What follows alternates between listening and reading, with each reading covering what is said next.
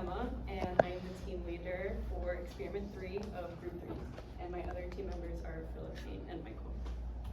So the main objective of our experiment, which is going to be the refrigeration cycle experiment, is going to be to perform a thermodynamic analysis of a heat pump.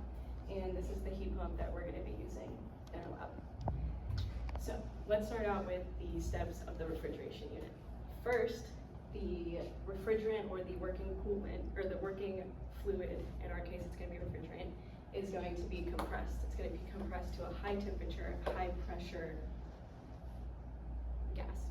And then it's going to go into the condenser, where it's going to become a high pressure, lower temperature gas to then, or actually liquid, and then it's going to go into the expansion valve, where it's going to expand into a lower temperature, low pressure liquid vapor mixture to finally go into the evaporator, where it's going to become a low pressure, low temperature, slightly superheated gas to go back into the compressor. That step's important because it can't be liquid to go into the compressor, because liquids are incompressible.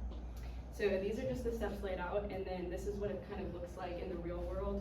We're going to have heat exchangers for the evaporator and the condenser, and then a regular compressor like we see every day, and then the expansion step is going to be through an expansion valve. So this is an easy schematic. This ugly, horrible, stupid schematic is actually of the pump that we're going to be working on. There's sensors, there's valves, there's containers, there's so much stuff, and that'll be next week's problem for us. So this experiment is set up into two different exercises. The first exercise is going to be to calculate the electric power. It's going to be to calculate the produced heat and the coefficient of performance of our pump. So we're going to start up the pump in the softwares. We're going to set the compressor to 40%. We're going to set an already decided flow rate, and then we're going to allow the system to stabilize. And then we're going to collect all of these parameters that are seen in this table. So for our calculations and for our expected results, this is what I think is going to happen. I think this is going to be the main equation we're going to use, which is COP equals heat over power. I think we all took heat transfer, so we all know how to figure out the produced heat with the above equation, and I'm pretty sure we're going to use this power that we recorded from the pump for our equation. So what we really want is we want our COP that we calculate from our values to be close to the manufacturer's COP of the pump. I couldn't find that online anywhere, but I'm hoping we'll figure it out next week. Exercise number 2, we're going to create a pH diagram based on the values that we are going to figure out, and then we're going to compare it to an ideal cycle.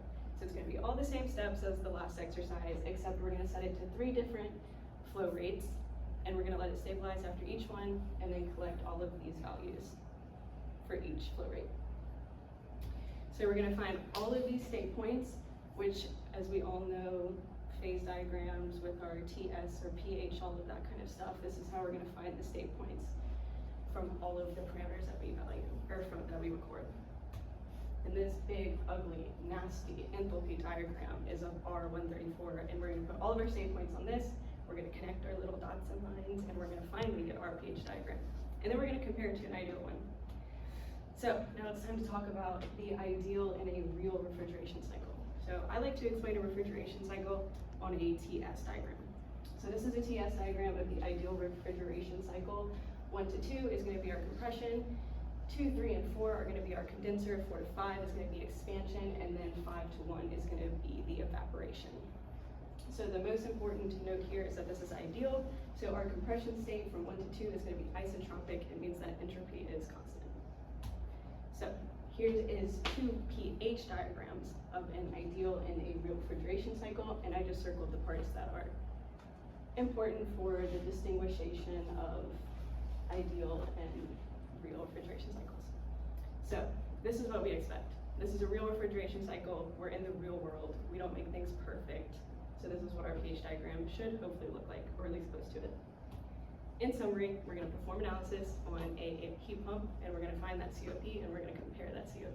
And then we're going to be able to describe the compression refrigeration cycle in a pH diagram. Not TS, not TP, not any of those, a pH diagram. Questions?